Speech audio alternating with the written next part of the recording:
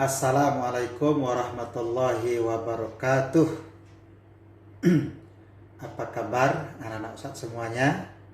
Alhamdulillah, luar biasa, tetap semangat, Allahu Akbar. Baik, anak Ustadz yang soleh-soleha, mengawali pembelajaran kita pada hari ini, mari bersama kita membaca basmalah. Bismillahirrahmanirrahim. Baik, anak Ustadz yang soleh-soleha, hari ini kita akan belajar tentang peta. Nah, apa itu peta? Kemudian apa saja komponen-komponen yang ada di dalam peta? Bagaimana menghitung jarak dalam peta? Kemudian fokus pembelajaran kita pada hari ini adalah peta provinsi kita di mana, Ustaz? Iya, betul sekali, Provinsi Sumatera Barat. Nah, yang pertama dulu, Ustaz ingin bertanya kepada kamu semua, apa itu peta? Nah, peta itu merupakan gambaran konvensional permukaan bumi. Jadi bumi ini digambarkan, kemudian itu yang akan dijadikan rujukan bagi kita untuk menentukan lokasi, tempat, dan lain sebagainya.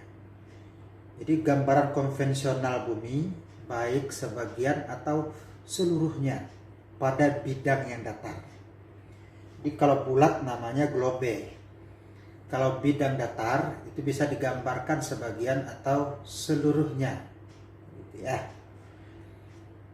Yang diperkecil dengan skala dan dilihat dari atas dengan tulisan tertentu sebagai tanda. Peta juga memuat penampakan baik yang nyata ataupun yang abstrak. Itu dia. Jadi memang gambar yang terdapat dalam peta itu terwakili semuanya. Seperti itu ya. Kita ingin melihat di manakah letak geografis Amerika. Kita tahu. Di mana posisinya Indonesia, kita juga tahu. Oke, yang pertama sudah. Yang kedua, apa-apa saja komponen yang ada dalam peta. Nah, supaya peta itu terlihat bagus, menarik, dan indah, tentu komponen-komponen ini tidak boleh terlewatkan atau tidak boleh lupa. Yang pertama judul peta, ya. Misalnya Sumatera Barat. Ya. Kalau kita ingin menampilkan misalnya kawasan hutan di Sumatera Barat, kan judulnya jelas. Nanti temanya juga jelas. Fokusnya juga jelas, titik lokasinya juga akan jelas. Kemudian skala peta mesti ada.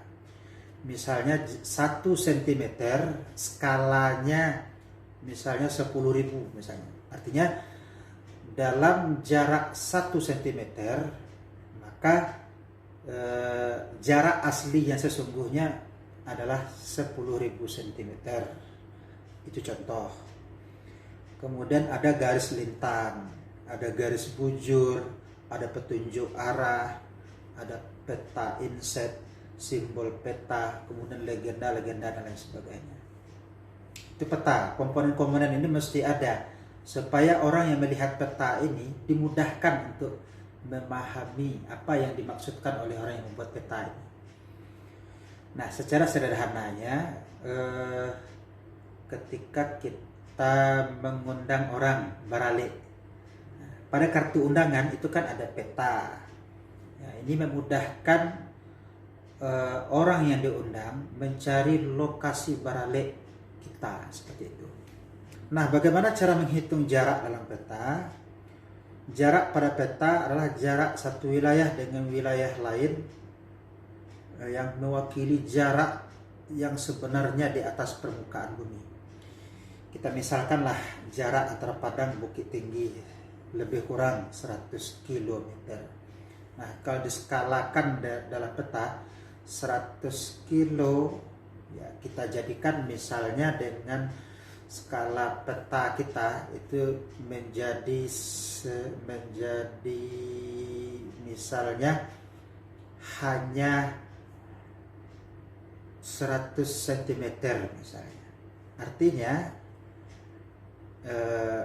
jarak 1 cm bisa kita asumsikan menjadi 1 cm bisa kita asumsikan 1/1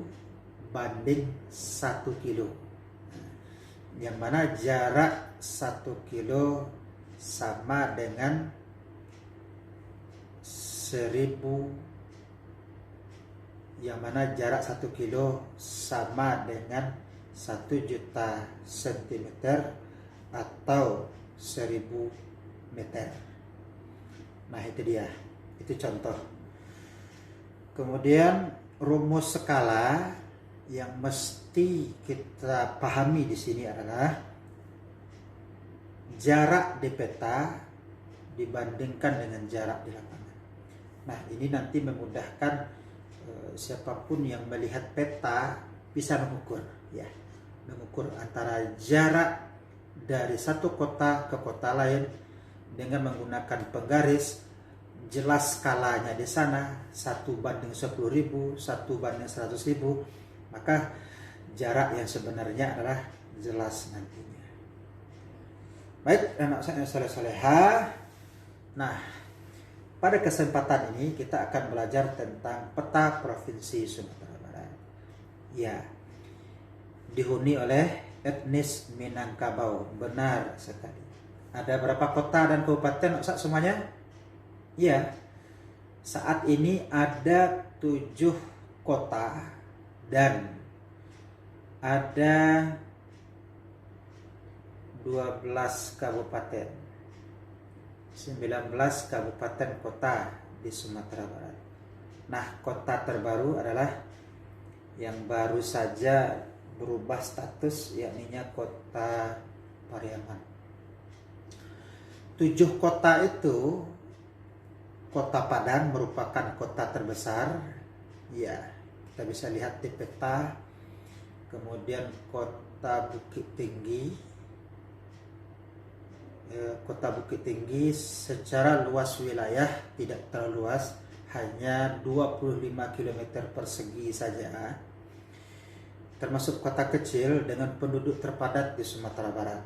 Kalau Padang, penduduk hampir mencapai 1 juta, berbanding luas wilayah hampir mencapai 700 km persegi. Kota nomor 5 terpadat di Sumatera Barat. Kemudian ada Kota Payakumbuh, secara luas wilayah lebih luas Kota Payakumbuh, tetapi secara ekonomi di Sumatera Barat Bukit Tinggi menempati urutan nomor 2 setelah Padang, setelah itu baru Payakumbuh. Kemudian ada Kota Padang Panjang, kota berhawa sejuk ya, yang luasnya lebih kecil sedikit dari Bukit Tinggi, hanya 24 km persegi. Kemudian Kota Arang, di mana itu nak? Di Solonto. Kota Arang ini menurut sejarahnya ya, karena adanya batu bara di Solonto, maka melahirkan Teluk Bayur yang ada di Padang. Nah, itu dia. Jadi Teluk Bayur ada untuk mengekspor batu bara lewat pelabuhan ke negara-negara Eropa sana ketika itu. Jadi kita turut berterima kasih kepada Solonto ya, karena bagaimanapun juga meskipun saat ini Solonto termasuk kategori kota kecil, tetapi sejarahnya luar biasa. Kemudian Kota Pariaman. Kota Pariaman baru merupakan pemekaran dari Kabupaten Padang Pariaman. Kemudian ada Sijunjung dan Masraya, pesisir selatan Pasaman, Pasaman Barat, dan kabupaten 50 kota ya. Itu merupakan kabupaten-kabupaten yang ada di Sumatera Barat. Nah, ada satu kabupaten yang berada di luar Pulau Sumatera, tapi merupakan bagian dari Sumatera Barat, yakninya Kabupaten Mentawai. Jadi Mentawai ini terdiri dari beberapa gugusan pulau dan ia memang terpisah dari Pulau Sumatera. Baik, anak semuanya, demikian pembelajaran kita hari ini. Tugas Ananda di rumah, jangan lupa membuat peta Pulau Sumatera, ya, peta sederhana. Kemudian beri tanda di manakah letak posisi Sumatera Barat, seperti yang sudah saya ajarkan tadi. Kita tutup dengan baca hamdalah. Alhamdulillahirabbil alamin, disempurnakan dengan doa kafaratul majlis.